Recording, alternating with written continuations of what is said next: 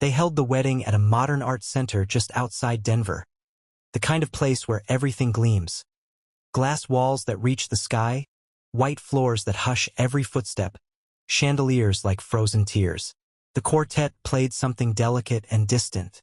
People laughed. I stood near the wall, alone in my charcoal suit, watching them swirl around me like I was the gap in their perfect picture. I'm John Miller. I'm a builder, drywall, insulation, patchwork roofs, busted sinks. But more than that, I raised Nate. His mother left when he was 4.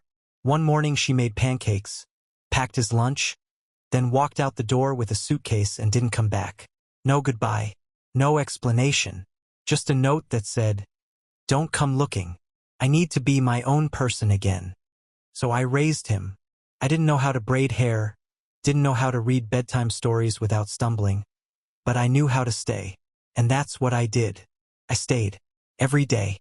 Through scraped knees, school fights, tears over forgotten birthdays, late nights sitting at the edge of his bed, while he stared at the ceiling wondering what he'd done to make her leave.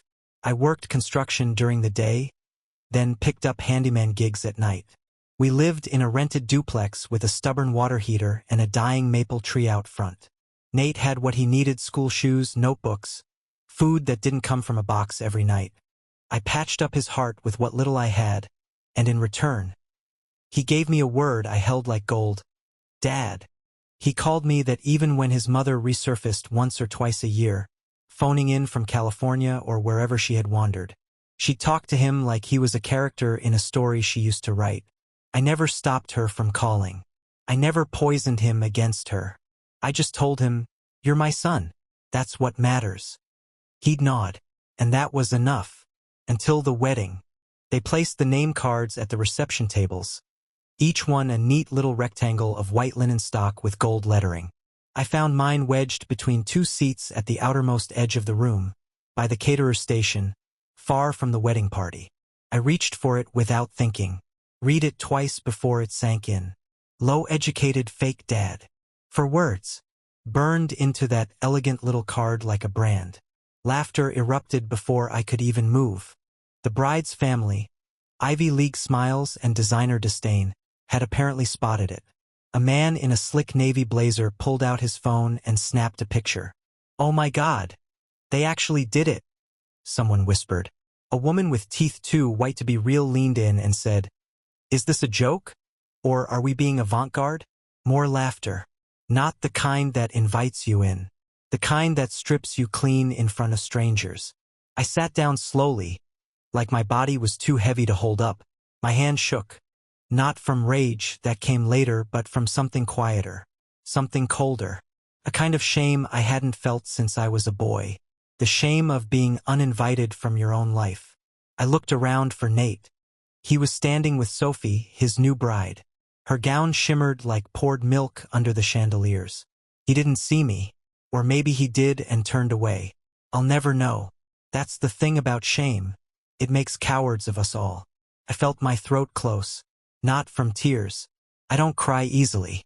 But from something worse. The realization that this was planned. Someone had made that card. Someone had written those words and handed them to a printer and smiled when the ink dried.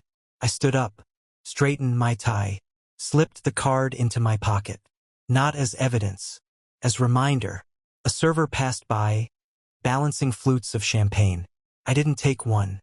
I moved slowly toward the exit, one step at a time, my footsteps vanishing under the weight of the music and laughter. No one stopped me. Not a soul turned their head. Until, "Dad!" I froze. The voice wasn't angry. It wasn't embarrassed. It was urgent. "Dad, wait!" I turned. Nate was jogging toward me, loosening his tie, his eyes wide. Behind him, Sophie was speaking to a woman in a pantsuit and heels that probably cost more than my truck. She didn't look over. She didn't even notice he was gone. He reached me just outside the double doors. "I'm sorry," he said. His breath hitched. "I didn't know they'd. I swear I didn't know about the card. I didn't see it until—" He stopped, shook his head, and looked at me like he wasn't sure what world he'd stepped into. I looked at him long and hard.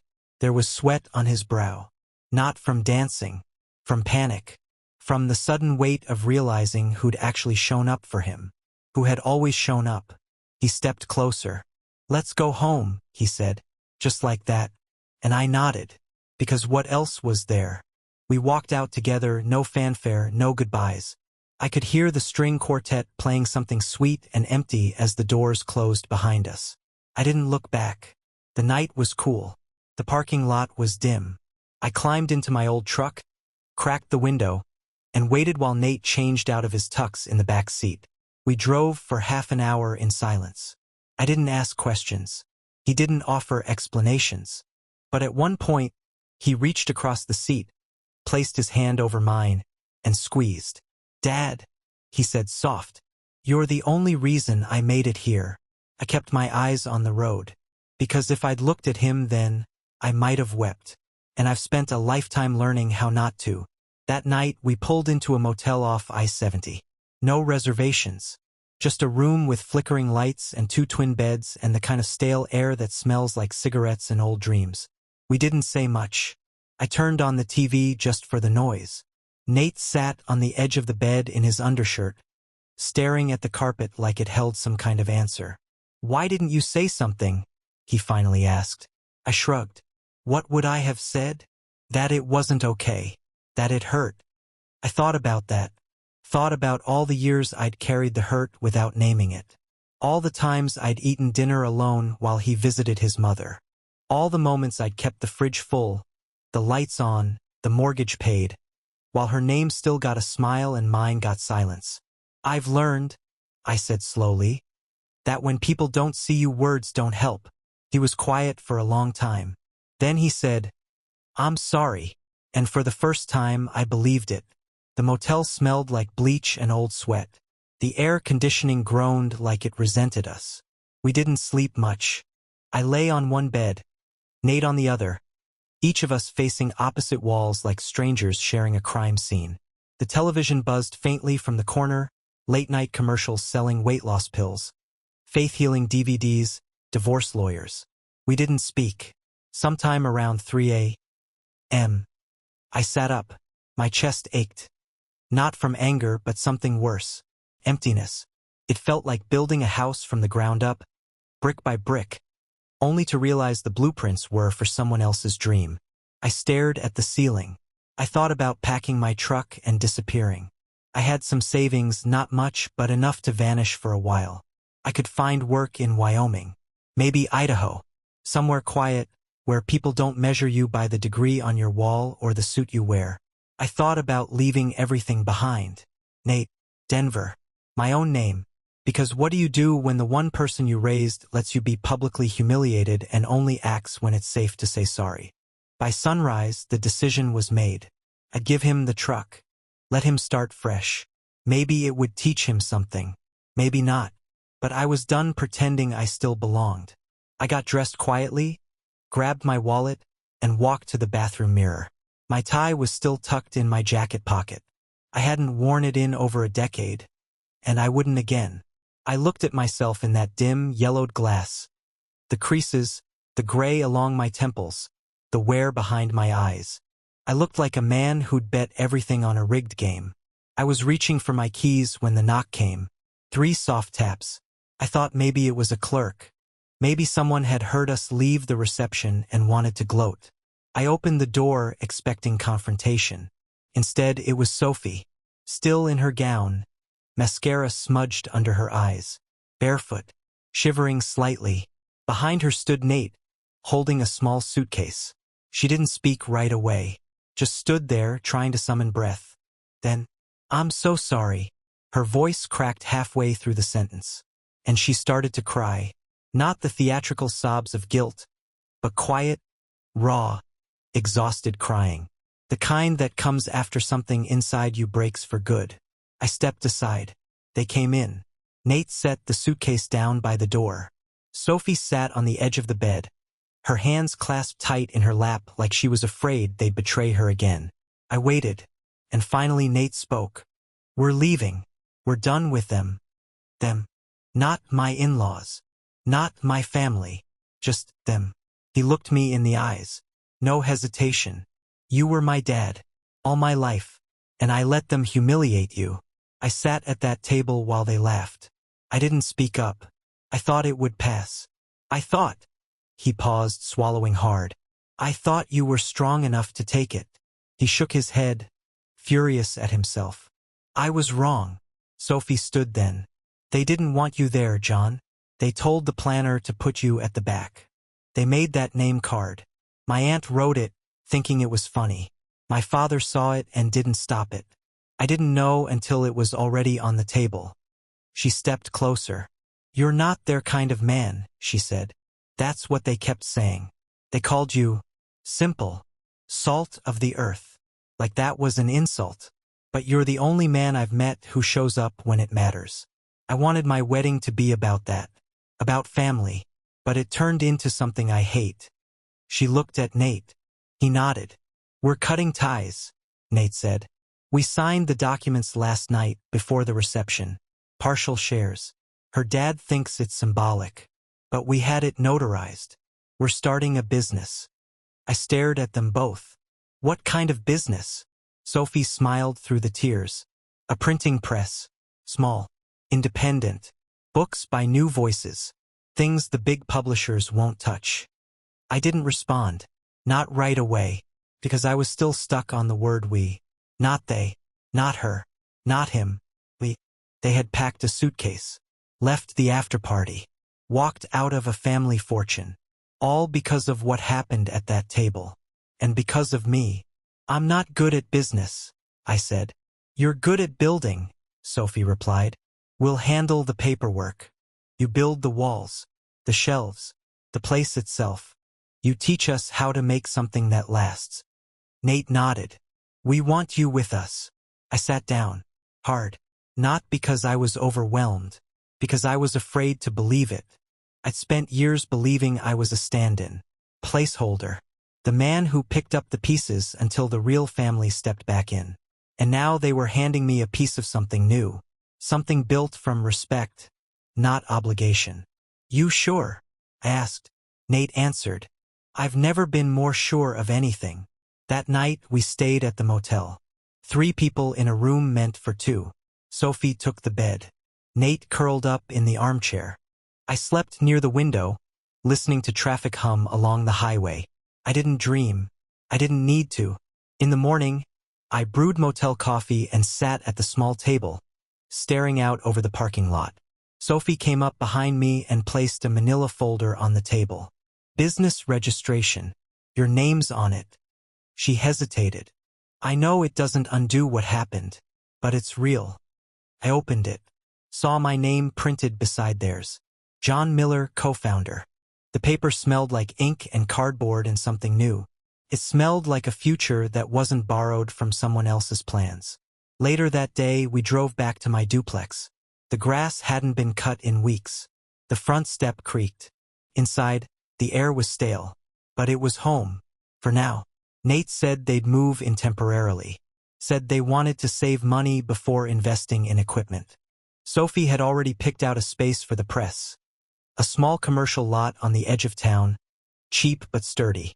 I'll build the shelves, I said. Nate grinned. You'll run the place. Sophie smiled.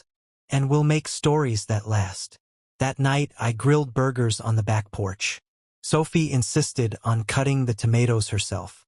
Nate swept the leaves from the patio without being asked. We sat together under the dim porch light, eating off paper plates. And for the first time in years, I didn't feel like I had to perform. I didn't have to prove my worth or earn my place. I was just there, present, wanted. The world hadn't fixed itself overnight. The people who laughed at me still existed. The photo of that name card was probably floating somewhere online, ready to be shared and mocked by strangers. But it didn't matter, because I was done building rooms for people who locked the door behind me. Now I built for us. It didn't happen all at once. Nothing ever does. The old life didn't explode or scream.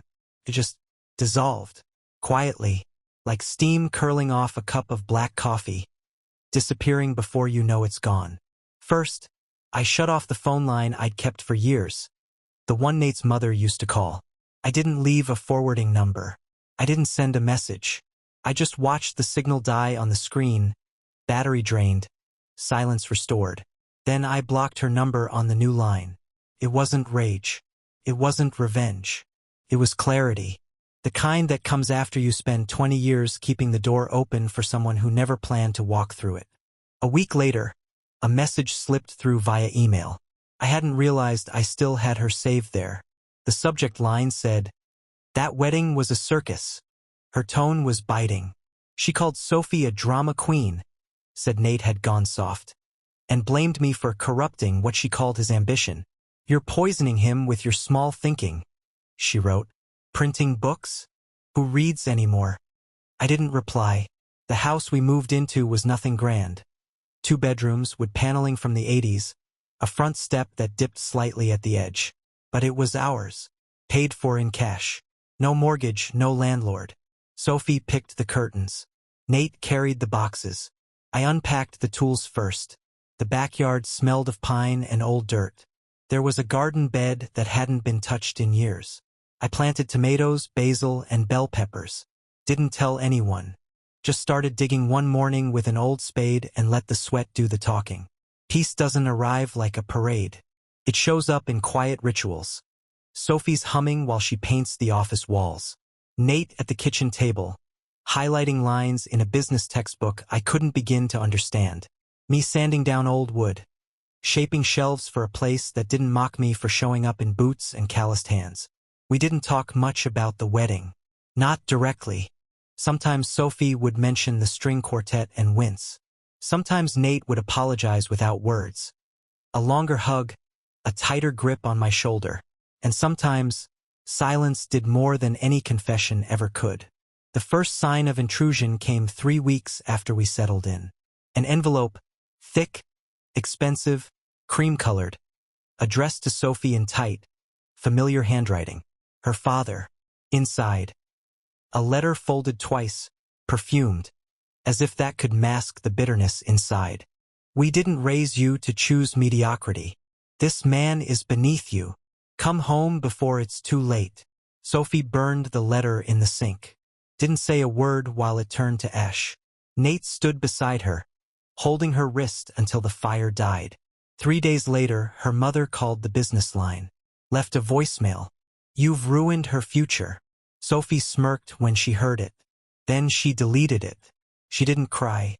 She didn't shout. She just said, "They never called you her father. Well, now they're not part of our family. You are." I didn't know how to respond. I'd spent years chasing scraps of approval. Now someone had just handed me the whole seat at the table. It didn't feel real, but it was. A few more weeks passed and then nothing. No letters. No calls. No invitations to talk. Just distance. At first, I waited for retaliation. Threats. Gossip. Lawsuits even. Rich people like that don't take disobedience lightly. But none came. They were silent. Not out of peace. Out of strategy. When wealthy people want to hurt you, they don't throw punches. They erase you. And that's exactly what they did. Sophie's name disappeared from her family trust. Nate's degree from the university they funded was reassessed. They even tried to cancel a small loan we'd secured through a friend of the family. Didn't matter, because we were ready. We launched the press a month ahead of schedule. The space we rented was dusty, cramped, and half-lit, but it had good bones. I built the shelves from reclaimed oak. Sophie designed the logo by hand. Nate handled the digital side, email chains, author contracts, printer negotiations. I didn't understand most of it, but I understood the smell of fresh-cut wood and the way sunlight fell through the front window. We printed our first book in October, a poetry collection by a local teacher who'd been rejected by every major house. Thin pages, soft cover, the kind of book you hold gently, like it might disappear if gripped too tight. We sold 30 copies in the first week, then 100, then 500. Something was happening, something slow but real. People weren't just buying the book. They were writing to us, asking for more, saying it mattered, saying it made them feel seen. I didn't say much, but every evening, I'd sit on the back porch with a mug of coffee and hold the book in my hands like it was something sacred, because it was. Not the book. The fact that it came from us. From me. One night, I stayed late at the shop, organizing a new shipment. The front door chimed and I turned, expecting Nate. It was Sophie. She looked tired but proud. She leaned against the doorframe, arms crossed, and watched me shelve a box of paperbacks. "You ever think," she said, "that maybe this was always where you were meant to be?" I looked around. Dust in the air. The smell of ink and wood glue. Sunlight hitting the floor in golden angles. "No," I said. She laughed. "Well, I do." And then she stepped forward, wrapped her arms around me, and whispered, "Thank you for not leaving." I didn't know how to answer. I just held on. That weekend, Nate hosted our first book launch. Nothing fancy. Folding chairs, paper lanterns, cheap wine. But people came. Teachers, mechanics, students, folks with notebooks full of poems they were too scared to share. And they looked at me, not through me, when they said, "Thank you for building this." No one asked about the wedding. No one laughed at my boots. And for the first time, I didn't feel like I had to shrink myself to fit someone else's table. At night, after the guests had gone and the lights had dimmed, I sat alone in the press room, the walls still humming from the noise. I looked at the shelves I'd built, the books, the quiet, and I realized I hadn't just left something behind. I'd buried it. The man who begged for scraps of recognition. He was gone. And in his place stood someone new. Someone unbent. That was the lesson. The one no one teaches you. You don't win by forcing them to see your worth. You win when you no longer need them to. We passed our first year in silence. Not the kind that suffocates, but the kind that calms. No more late-night calls from people who only remembered me when they needed something. No more forced holidays or table scraps of affection handed out like guilt-tipped coins. Just the three of us, Nate, Sophie, and me. A quiet house. A business growing by word of mouth. Some days fast, some days slow, but always forward. There were small things I noticed. Signs that the old life, the one that called me a placeholder, was fading for good. Nate started using my tools without asking. My hands had shaped the handles. He picked them up like second nature. He even started fixing things on his own. A leaky pipe under the sink, a broken window lock, a jammed drawer in the office. It wasn't about the repairs. It was about the inheritance of habit. Watching your father make something and learning by instinct how to follow. Sophie added my name to the mailbox. No fanfare, just a strip of adhesive label with 3 names in even rows. Nate, Sophie, John. A woman once asked if I was her father. Sophie just smiled and said, "Yes." That moment stayed with me, not because of what she said, but because of how easy it came. She didn't glance at me for permission. She didn't flinch. She just answered like it had always been true, because maybe it had. The silence from her parents held steady. No apologies, no threats, no half-hearted letters written in stiff cursive. Just nothing. They were gone, and their absence stopped feeling like loss. It became space, room to breathe, to build, to live without measuring my worth against people who never learned how to carry anything but judgment. Sometimes I'd find myself sitting on the back porch, long after the sun had slipped down behind the mountains, holding a coffee gone cold, not thinking, not remembering, just being. That was new. For years, my head had always been loud. Calculations, doubts, silent speeches I never gave. Now it was still. Nate would come out now and then. He didn't always speak. He'd just sit beside me, watching the trees shift in the wind. His hands calloused in ways they hadn't been before. Business had made him sharper. But working with me, sanding, cutting, lifting, it had made him grounded. He moved differently now, like a man who knew what real weight felt like. One night, he placed a hand on my shoulder. That was all. Not thank you. Not sorry. Just presence. I've learned that men don't always need words. Sometimes the silence is enough if it's the right kind. There were still echoes of the old life, of course. Small ghosts that slipped through the cracks. Nate's mother sent one final email. No subject line.